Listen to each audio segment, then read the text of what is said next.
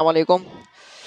अच्छा भाई देखो, आपकी जो 10th क्लास की बुक है ना, 10th क्लास की जो न्यू बुक है उसका जो फर्स्ट चैप्टर है वो कौन सा है? Quadratic equation. लेकिन क्वाड्रेटिक इक्वेशन 9th क्लास में भी आप लोगों ने पढ़ी है ना।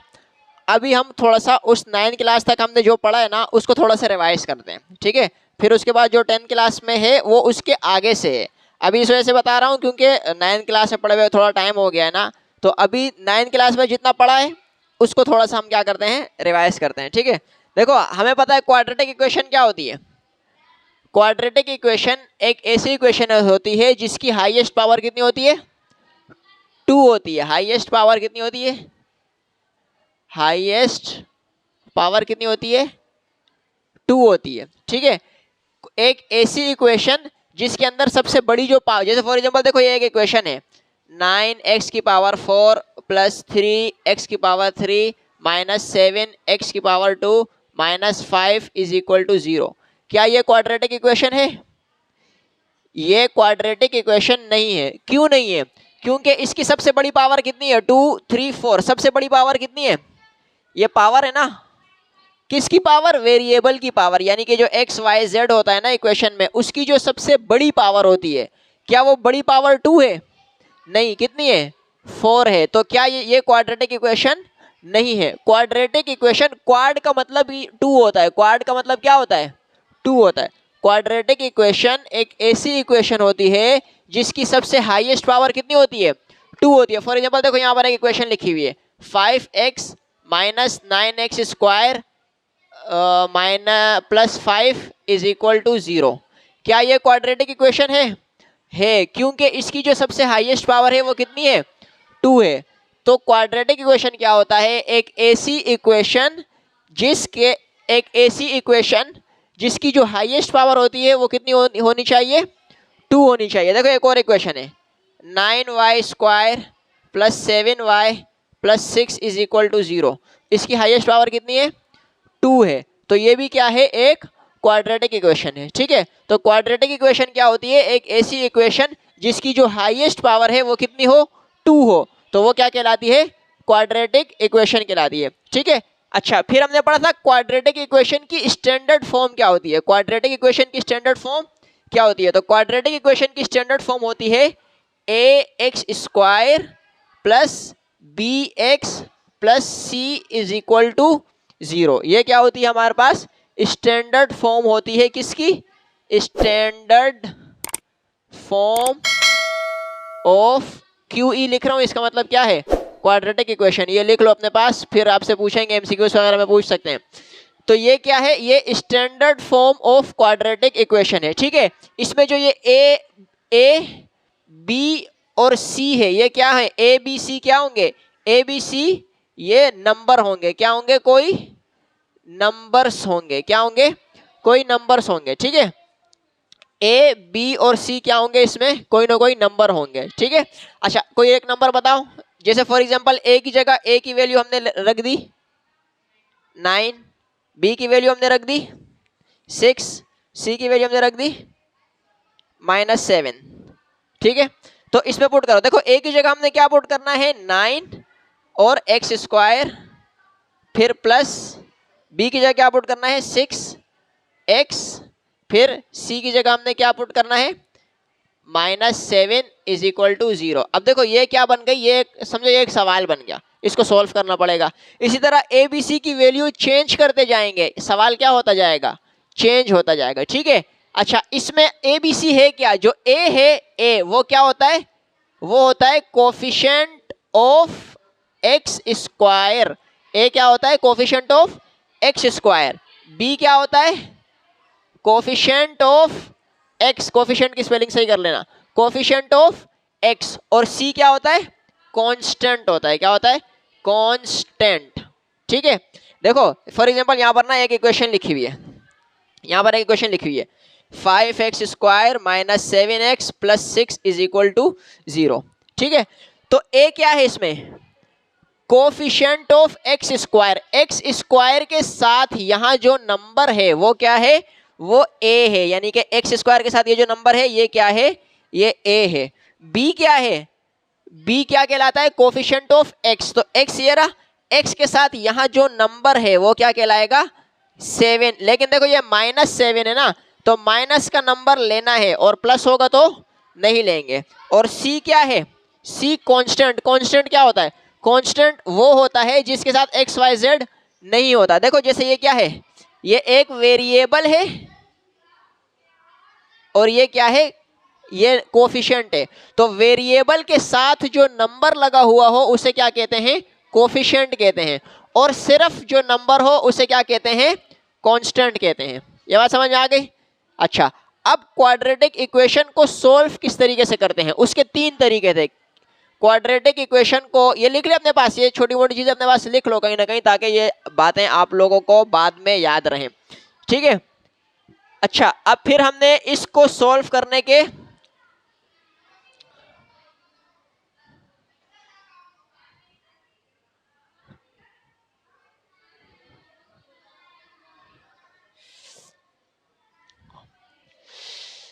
quadratic equation can be solved in 3 ways।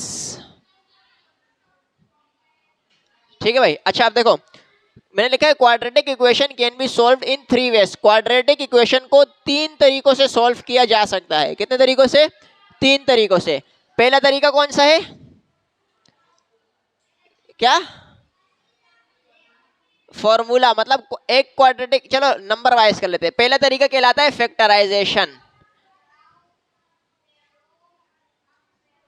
एक तरीका कौन सा है, फैक्टराइजेशन। दूसरा तरीका कौन सा है, perfect square. Perfect square method. और तीसरा तरीका कौन सा है, क्वाड्रेटिक फॉर्मूला। ठीक है, तीसरा तरीका क्या था, क्वाड्रेटिक फार्मूला। 3 तरीकों से हम क्या कर सकते हैं, क्वाड्रेटिक इक्वेशन को सॉल्व कर सकते हैं। ठीक है, और वो 3 तरीका क्या है, पहला फैक्टराइजेशन, परफेक्ट स्क्वायर मेथड, और तीसरा क्या है, क्वाड्रेटिक फार्मूला। डबे के कहता। ठीक है भाई, इन 3 तरीकों से हम क्या कर सकते हैं, क्वाड्रेटिक इक्वेशन को सॉल्व कर सकते हैं। अभी हम क्या करते हैं, एक क्वाड्रेटिक इक्वेशन लेते हैं जनरली, उसको इन तीनों तरीकों से सॉल्व करते हैं। तीनों तरीकों से आंसर हमेशा सेम ही आएगा, लाजमी सी बात है। ठीक है। अच्छा भाई देखो ये एक सवाल है, x² - 11x + 30 = 0। सबसे पहले तो हमें ये देखना है कि क्या ये क्वाड्रेटिक इक्वेशन है। क्वाड्रेटिक इक्वेशन है क्योंकि इसकी सबसे हाईएस्ट पावर कितनी है, 2 है। अब हम इसको 3 तरीके से सॉल्व कर सकते हैं, फैक्टराइजेशन, परफेक्ट स्क्वायर मेथड, और तीसरा क्वाड्रेटिक फार्मूला। लेकिन इस वक्त हम इसको कौन से तरीके से सॉल्व करने वाले हैं, फैक्टराइजेशन के मेथड से। ठीक है, अब फैक्टराइजेशन का मेथड क्या होता है, देखो एक सवाल लिखा हुआ है, x² - 11x + 30 = 0। जब हम इसको फैक्टराइजेशन से सॉल्व करेंगे तो हम क्या करते हैं, देखो यहां पर क्या है, इसका कोफिशिएंट क्या है, 1, और लास्ट का कोफिशिएंट कितना है, तो 1 और 30 को हम क्या करते हैं, यानी कि यहां पर 30 और यहां 1 है, इसीलिए हमने 1 को 30 से, यहां पर जो भी हो, यहां पर जो भी हो, उन दोनों को हम क्या करते हैं, मल्टीप्लाई करते हैं। कितना आएगा, 30। और फिर उस हम 30 का क्या ले लेते हैं, फैक्टर बनाते हैं, यानी कि 30 का हम एलसीएम लेते हैं। तो 2 के टेबल से करेंगे 2 15 जा, फिर 3 के टेबल से करेंगे 3 5 जा, और 5 1 जा। ठीक है, अब हमारे पास 3 नंबर हैं, 2 3 5, 2 3 5। इन 3 नंबरों से हमने क्या बनाना है, 11 बनाना है। क्या बनाना है, अब इसमें हम क्या कर सकते हैं, प्लस माइनस कर सकते हैं और मल्टीप्लाई कर सकते हैं, प्लस माइनस कर सकते हैं और क्या कर सकते हैं, मल्टीप्लाई कर सकते हैं। तो देखो 2 3 जा 6, ये मल्टीप्लाई हो गए और प्लस कर देंगे तो कितने हो जाएंगे, तो देखो 6 और 5 को हम प्लस करेंगे तो कितने हो जाएंगे, 11 हो जाएंगे। लेकिन देखो ये बीच वाला नंबर बन रहा है, यहां पर क्या है, -11, लेकिन यहां से क्या बन रहा है, +11 बन रहा है। तो हमारा आंसर गलत आ सकता है, इसीलिए हमने क्या करना है, इसको -11 करना है। -11 करने के लिए हम क्या करते हैं, हाँ इन दोनों के साथ माइनस लगा देते हैं। क्यों, क्योंकि माइनस माइनस प्लस हो जाता है और बड़े नंबर की साइन आती है। बड़ा नंबर 6 है, 6 के साथ माइनस है, तो यहाँ पर क्या आ जाएगा, 11 -11। ठीक है, अब देखो पहली टर्म बिल्कुल ऐसे ही लिखते हैं, लास्ट टर्म भी बिल्कुल ऐसे ही लिखते हैं, ये सब ऐसे ही लिखेंगे। सिर्फ इस बीच वाले मिडिल टर्म की जगह हम क्या लिखेंगे, -6 एक्स -5x। ये बात समझ में आई या नहीं? ठीक है, अब हम क्या करते हैं, फैक्टराइजेशन में हम क्या करते हैं, मिडिल टर्म को ब्रेक करते हैं। तो हमने मिडिल टर्म को ब्रेक कर दिया। अब देखो ये भी 11 ही बन रहा है, माइनस माइनस प्लस 6 और 5 कितने हो जाएंगे, 11 हो जाएंगे। फिर हम क्या करते हैं, फिर हम इन दोनों से क्या करते हैं, कॉमन लेते हैं, और इन दोनों से भी क्या लेते हैं, कॉमन लेते हैं। तो इन दोनों में क्या कॉमन आ रहा है, x। तो यहाँ पर क्या बचेगा, x बचेगा। क्यों, क्योंकि देखो यहाँ x कितने हैं, 2, तो एक कॉमन में चला गया, एक बचा वो यहाँ पर आ जाएगा। ठीक है, फिर क्या है -6x, तो ये 6 यहाँ पर मतलब 6 बचा और ये x कॉमन में चला गया। ठीक है, अब इन दोनों में क्या कॉमन है, 5 कॉमन है, लेकिन एक साइन भी आती है यहाँ पर माइनस होगा तो माइनस लेंगे, यहाँ प्लस होगा तो प्लस लेंगे। ठीक है, अब देखो यहाँ से देखो ये माइनस भी कॉमन में चला गया, ये 5 भी कॉमन में चला गया, क्या बचा, x यहाँ पर आ जाएगा। ठीक है, अब इस साइन को देखो, जब यहाँ पर माइनस होता है तो ये साइन क्या हो जाती है, चेंज हो जाती है। तो अब प्लस है तो माइनस आ जाएगा, अगर माइनस होता तो प्लस आता। ठीक है, जब माइनस कॉमन लेते हैं तो आगे वाली साइन क्या हो जाती है, चेंज हो जाती है। तो यहाँ पर 30 है तो यहाँ पर क्या लिखूंगा, 6। क्यों, क्योंकि 5 6 जा 30 और इज इक्वल टू 0, ऐसे ही आ जाएगा। ठीक है, अब देखो x -6 यहाँ पर भी है और x -6 यहाँ पर भी, तो x -6 पूरे से कॉमन ले लेंगे, तो यहाँ पर क्या बचेगा, x -5 इज इक्वल टू 0, मतलब ये x और ये -5 इज इक्वल टू 0। ठीक है, अब देखो ये भी 0 के इक्वल है और ये भी, तो यहाँ पर हम लाइन डालेंगे x -5 इज इक्वल टू 0 और यहाँ पर मतलब इसको x -6 इज इक्वल टू 0 और x -5 इज इक्वल टू 0। तो ये -6 है, वहां जाकर क्या हो जाएगा, +6, तो x इज इक्वल टू 6 और यह -5 है, वहां जाकर +5, तो x इज इक्वल टू 5। तो देखो इस सवाल के, अब देखो क्योंकि ये क्वाड्रेटिक इक्वेशन है, आपको मैंने एक बात बताई थी, जितनी पावर होती है उतने ही आंसर आते हैं। तो इसकी पावर कितनी है, 2 है, तो इसके 2 आंसर आएंगे। तो एक आंसर क्या आया है, 6 और दूसरा आंसर क्या आया है, 5। ये एक मेथड हो गया फैक्टराइजेशन। अब हम इसी सवाल को बाकी 2 मेथड से भी करेंगे। ठीक है, और उन दोनों मेथड से भी आंसर क्या आएगा, 6 और 5। ठीक है भाई, देखो अभी हम इसी सवाल को किस में सॉल्व करने वाले हैं, फैक्टराइजेशन के बदले क्वाड्रेटिक फार्मूला सॉल्व कर, और इसका आंसर हमें पता है क्या आएगा, 6 और 5 आएगा। क्यों, क्योंकि अभी हमने फैक्टराइजेशन से सॉल्व करा तो यही आंसर आ रहा था।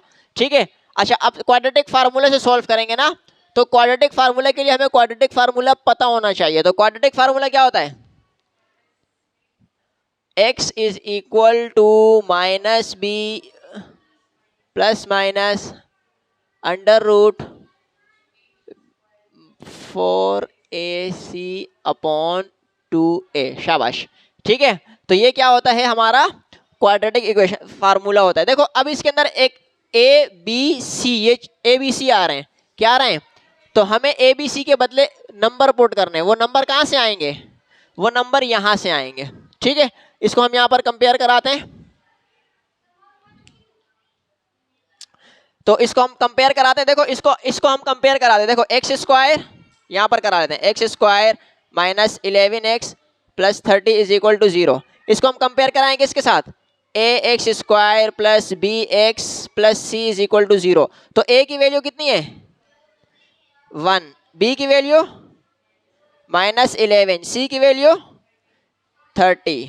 ठीक है, और अभी थोड़ी देर पहले मैंने आपको एक चीज बताई कि a क्या होता है, x² के साथ वाला नंबर, b क्या होता है, x के साथ वाला नंबर, c क्या होता है, कांस्टेंट होता है। तो ये आएंगे।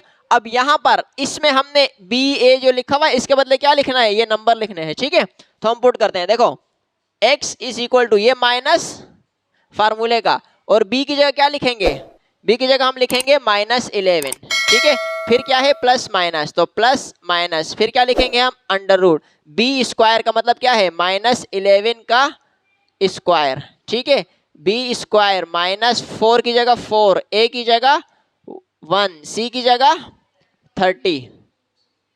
ठीक है, और अपॉन 2 और a की जगह 1।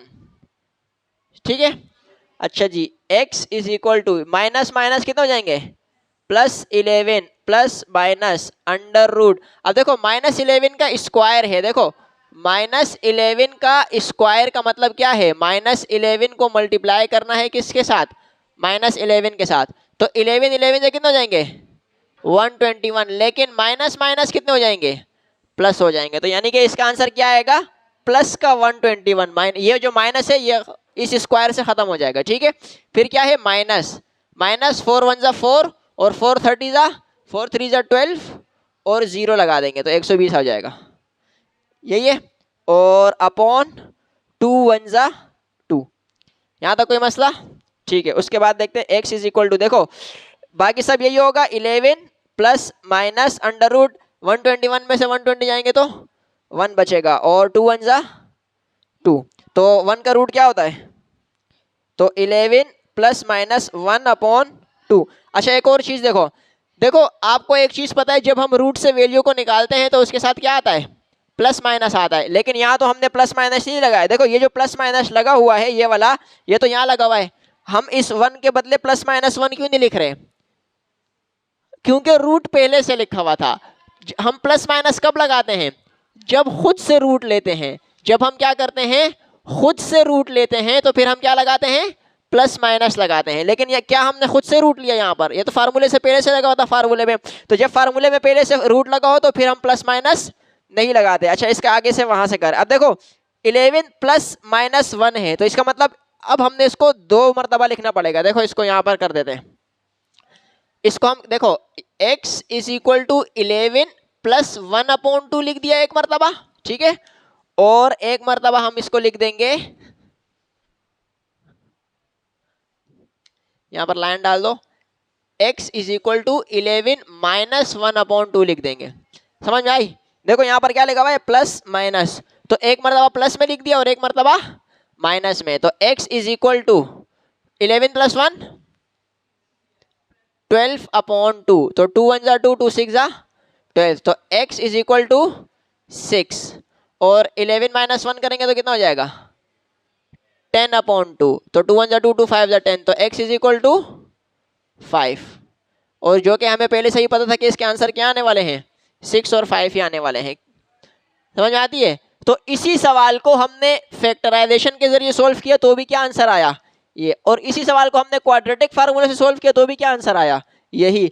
अब इसी सवाल को हम तीसरे मेथड से सोल्व करेंगे जो कि क्या है मिडल परफेक्ट स्क्वायर मेथड, ठीक है। उससे भी आंसर क्या आएगा 6। लेकिन ये आपको कराने का तरीका ये है कि क्योंकि आपने 9 में पढ़े थे, कुछ टाइम गुजर गया है, तो ये चीजें आपके जहन में क्या हो जाए रिवाइज हो जाए, ठीक है। अब हम इसी सवाल को किस तरीके से सोल्व करने वाले हैं परफेक्ट स्क्वायर मेथड के जरिए सोल्व करने वाले हैं, ठीक है। अच्छा परफेक्ट स्क्वायर मेथड के कुछ रूल थे, शुरू में आपको याद होगा 5 रूल बताए थे। देखो 5 रूल नहीं 5 स्टेप थे इसके, ठीक है। सबसे पहला स्टेप क्या था स्टैंडर्ड फॉर्म में लिखना है, क्या लिखना है स्टैंडर्ड फॉर्म, या लिख दो right equation in standard form. पहला पॉइंट क्या है कि इक्वेशन को किस में लिखना है स्टैंडर्ड फॉर्म में लिखना है। फिर नंबर 2 में क्या है make x is coefficient of x square is coefficient of x square 1 के x स्क्वायर का जो कोफिशिएंट है उसको 1 बनाना होता है। तीसरा क्या होता है कि c को वहां पर लेकर जाते हैं, तो शिफ्ट कांस्टेंट अदर साइड, ये तीसरा स्टेप हो गया। चौथा स्टेप क्या था एड बोथ साइड b/2 का होल स्क्वायर, ठीक है। और पांचवा स्टेप क्या था मेक परफेक्ट स्क्वायर, PS का मतलब परफेक्ट स्क्वायर, ठीक है। अब यही 5 स्टेप हम यहां करेंगे। देखो सबसे पहले तो हम इक्वेशन को किस में लिखेंगे स्टैंडर्ड फॉर्म है। स्टैंडर्ड फॉर्म हमारी क्या होती है, यानी कि ये जो सवाल लिखा हुआ है असल में ये किस में है स्टैंडर्ड फॉर्म में है, ठीक है।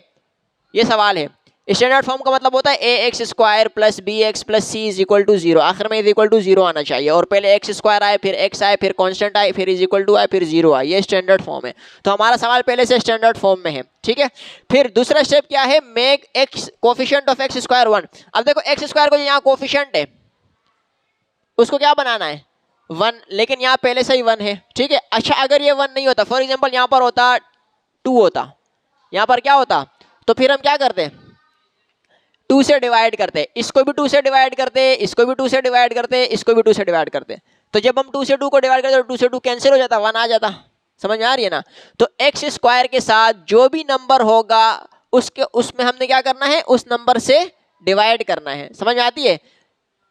यहां पर 1 बनाने के लिए हम क्या करेंगे, यहां जो नंबर होगा, फॉर एग्जांपल 7 है तो 7 से सबको डिवाइड करेंगे, 6 है तो 6 से सबको डिवाइड करेंगे, जो नंबर यहां पर होगा उस नंबर से क्या करेंगे, पूरी इक्वेशन को डिवाइड करेंगे। तो यहां पर ऑटोमेटिकली क्या आ जाएगा, 1 आ जाएगा, ठीक है।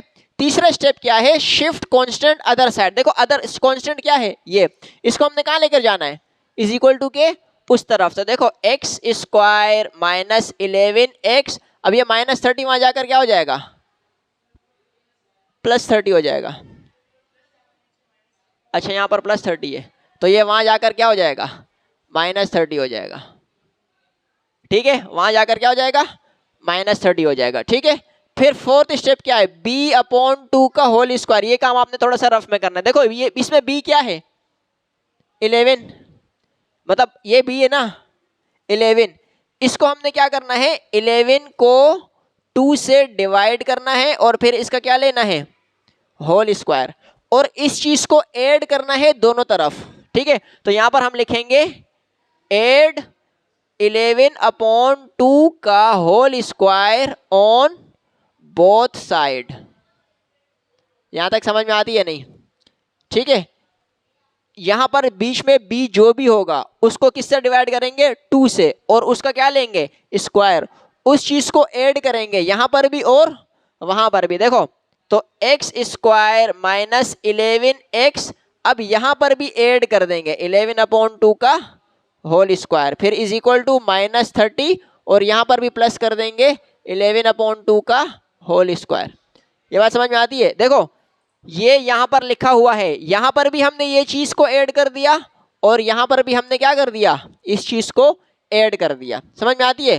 फिर लास्ट स्टेप क्या है, मेक परफेक्ट स्क्वायर। अब देखो ये परफेक्ट स्क्वायर बन गया, कैसे, देखो ये a स्क्वायर माइनस 2ab, इसको 2ab कंसिडर कर लो, और b स्क्वायर। समझ में आती है। हाँ ये हमने अपनी तरफ से लगाया है, ठीक है। b/2, b जो भी नंबर होगा उसको 2 से डिवाइड करेंगे और उसका क्या लेंगे, होल स्क्वायर। ये खुद से करना है। क्यों करना है, क्योंकि यहां पर परफेक्ट स्क्वायर बन जाए। क्या बन जाए, परफेक्ट स्क्वायर। यहां क्या बन जाएगा, परफेक्ट स्क्वायर कैसे बनेगा, परफेक्ट स्क्वायर होता है ना a square minus 2ab plus b square, होता है ना, a square minus 2ab plus b square, ये किसके बराबर होता है, हाँ a माइनस b का होल स्क्वायर। तो इसमें a क्या है, a देखो a square minus 2ab plus b square, तो a क्या है इसमें, x है, और माइनस b क्या है 11/2।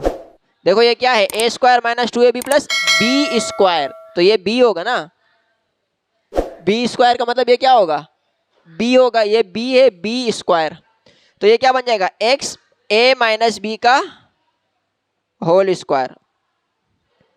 समझ में आती है नहीं, हाँ ठीक है। तो ये क्या बन जाएगा हमारे पास, a माइनस बी का होल स्क्वायर, और यहां पर फार्मूला ओपन कर दो। देखो -30 फार्मूला कह रहा हूं, स्क्वायर ओपन कर दो, प्लस 11 का स्क्वायर कितना हो जाएगा 121, और 2 का स्क्वायर कितना हो जाएगा 4।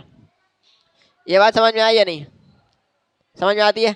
अब इसको थोड़ा सॉल्व कर दो। ये देखो यहाँ पर यही आएगा x माइनस 11/2 का होल स्क्वायर, और देखो इसको हम अगर यहाँ पर हम क्या लगाएंगे फिर आर मेथड, यानी कि यहाँ कुछ नहीं है तो इसको क्या कंसिडर कर लेते हैं, 1 कंसिडर कर लेते हैं। तो देखो आर मेथड वही समझ में आ गया ना, जैसे देखो 5/9 प्लस 3/2 इस तरह लिखा हुआ है, तो आपस में प्लस हो रहे हैं। तो हम क्या करते हैं, जब डिनोमिनेटर सेम नहीं होते तो फिर हम क्या करते हैं, इसको इससे मल्टीप्लाई करेंगे, 5 2 ज़ा 10 प्लस 9 3 ज़ा 27/9 2 ज़ा 18, ऐसे ही करते हैं ना, आर मेथड अप्लाई करते हैं यहाँ पर। तो वही काम यहाँ पर करेंगे, यहाँ पर कुछ नहीं है तो 1 कंसिडर कर लो। तो 34 ज़ा कितना हो जाएगा 3 4 12 यानी कि 120, और ये माइनस इसके साथ आ जाएगा, फिर प्लस 121 1 ज़ा 121 1 4 ज़ा 4, ठीक है। इसको थोड़ा और सिंप्लीफाई करेंगे तो x माइनस 11/2 का होल स्क्वायर, ये एज इट इज आएगा। तो माइनस प्लस माइनस 121 में से 120 जाएंगे तो कितना बचेगा 1, तो ये हो जाएगा 1/4। ठीक है, बाकी वहाँ करते हैं। अच्छा जी, देखो अब देखो हमने क्या करना है, इसके ऊपर स्क्वायर लगा हुआ है तो क्या करेंगे, हाँ रूट लगाएंगे। टेकिंग, यहां पर हम लिखेंगे टेकिंग स्क्वायर रूट ऑन, ये bs का मतलब बोथ साइड। ठीक है, देखो यहां पर क्या है, x माइनस 11/2 का whole square is equal to 1/4, यही लिखा हुआ है, यही लिखा हुआ है।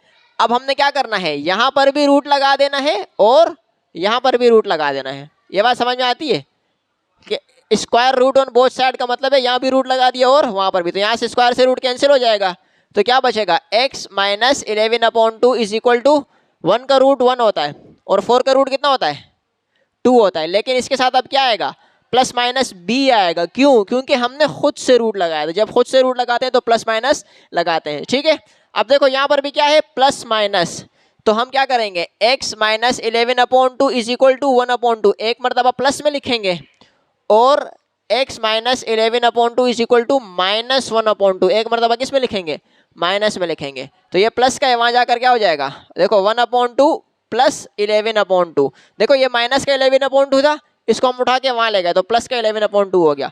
अब देखो नीचे वाले दोनों क्या है, सेम है, तो एक मरतबा लिख देंगे तो 1 + 11, समझ में आती है।